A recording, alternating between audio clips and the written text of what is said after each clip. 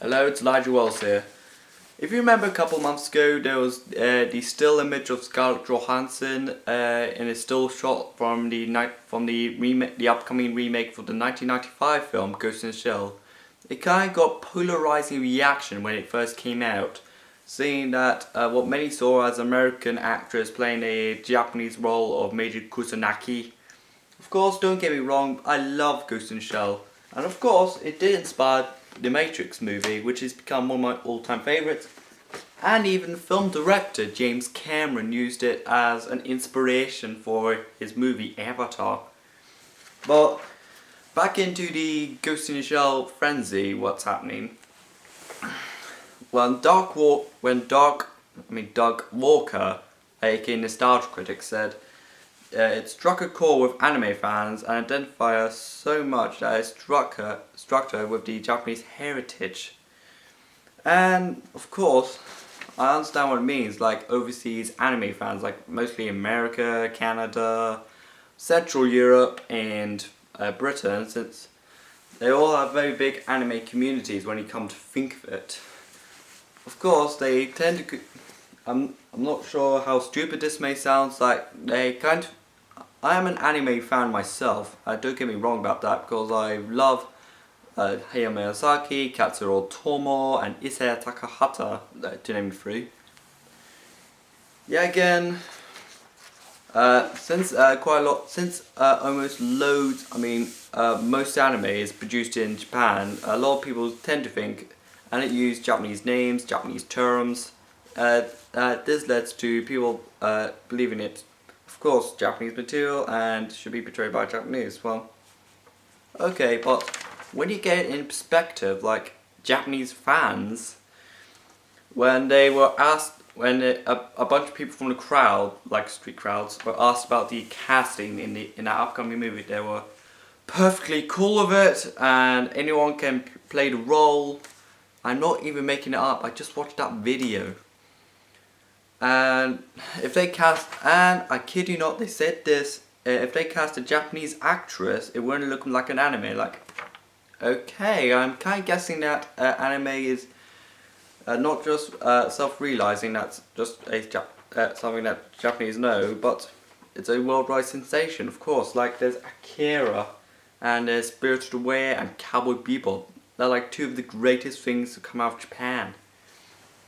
However, there's some defenders about this outside Japanese. There's Max Landis. You may know him as the writer of Chronicles and the son of John Landis, who directed Trading Places, a film I really like, and Blues Brothers, a film which I grew up with.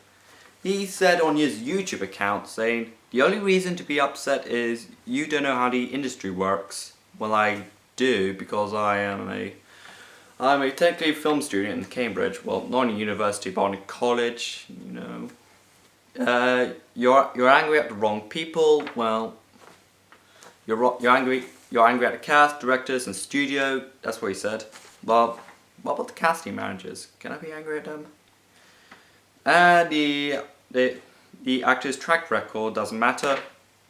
Okay, can I cast Kirk Cameron or Adam Sandler in this, or Henry Christensen or Dick Lloyd? Hello. And the industry operates on fear. I kind of get that. And not a lot of A-list Asian celebrities. Like, he mentioned like Jet Li and Jackie Chan are not big like they were previously. Like, well, I kind of get it. Like, they're big in their native country, but are you kind of overthinking it, Max? Like, of course, there's Jackie Chan is in the Kung Fu Panda trilogy, which has grossed millions of dollars globally. And of course, there's a massive cult following for stars like Bruce Lee, most notably his film Enter the Dragon, and his son Brendan Lee for films like The Crow. Of course, when it came to previous anime adaptations, there's Dragon Ball Evolution, which the initial reactions, its own creator of the Dragon Ball said, "Oh, just treat it as an alternative universe." When he said only a couple years later, he that the studio 20th Century Fox completely blanked out on him when it came to his ideas and suggestions and changes from the anime. They completely blanked him out, and it was so bad he couldn't even call it Dragon Balls. Now that's saying a lot, isn't it? And of course to the Dragon Ball Evolution's writer, Ben Ramsey, who it said the movie, quote, damaged my career. I'm not blaming it on anyone else but myself, and I kept receiving hate mail to this day. And he also stated I wasn't really that much of a fan of Dragon Ball Z. Like, you need someone that really needs to respect that material or something. Like, you can't just make, I don't know, Ouran High School Host Club and have Gundam Violence, Pacific Rim, Evangelion. Like, you need a person that really believes in this stuff. Like, I can't just go into a nearby studio, for example 20th Century Fox, saying, hey, I'm a fan of Cowboy Bebop, I watched it like once and I'll write it. Yes, I am a fan of Cowboy Bebop. I may sound like a complete douchebag when I say it, like I've only seen it once. I am technically wanting to watch it. I watch it again. I really love this stuff, you know. And of course, there's Edge of Tomorrow. If you did not know, it was based on a Japanese light novel called All You Need Is Kill.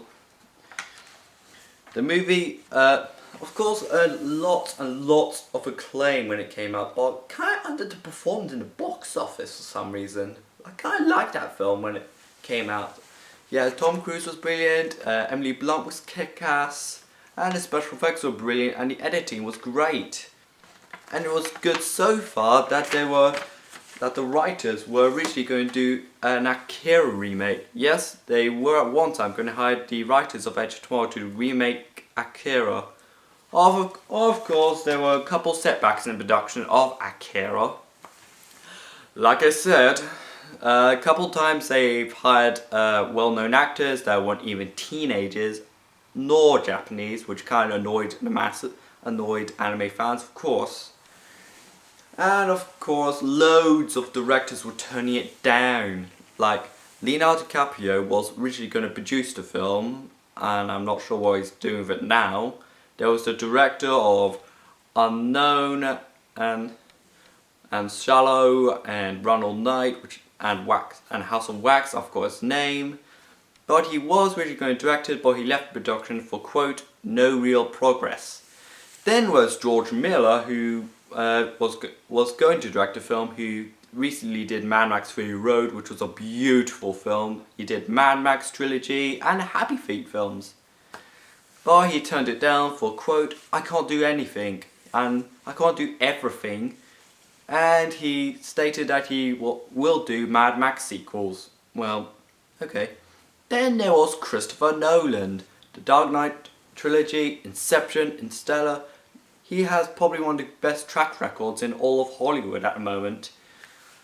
Yeah, he was when last year it was heavily rumored that he was going to direct that movie until it was confirmed that he was doing the Dunkirk production after a French newspaper confirmed it. And of course, of course, it's one of these films remakes that I'm like, it could work. Oh wait, there's setbacks of this. It could go like this. So, okay, I'd like to hear your opinion. What do you think about this Ghost in the Shell remake? And does the film benefit or bound to get damaged from this whitewashing? I'd like to hear you. Bye.